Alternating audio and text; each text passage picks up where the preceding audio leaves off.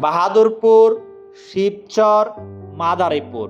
আমরা ছোটবেলা থেকে হাজী শরীয়তুল্লাহর পরায়েজি আন্দোলন সম্পর্কে শুনেছি। এটা হচ্ছে পরায়েজি ভবন।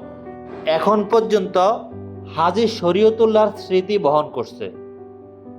এই বাহাদুরপুরে বিশাল একটি কওমি মাদ্রাসা রয়েছে এবং বংশ পরম্পরায় হাজী শরীয়তুল্লাহর বংশধরেরা এখানেই বসবাস করেন। যার এক পাশে হাজী শরীয়তুল্লাহ শুয়ে আছেন। তার থেকে খেলাফত প্রাপ্ত অন্যরা বর্তমানে এই বাহাদুরপুর পরিচালনা করে। হাজী শরীয়তুল্লাহ ছেলে দুদু মিয়ার নামেও এখানে প্রতিষ্ঠান রয়েছে। এছাড়া এখানে দৃষ্টিনন্দন কিছু মসজিদ দেখা যায়। এটা হচ্ছে ইলিয়াস আহমদ চৌধুরী কলেজ মসজিদ। শিবচর আসলে বাহাদুরপুর অবশ্যই দেখবেন।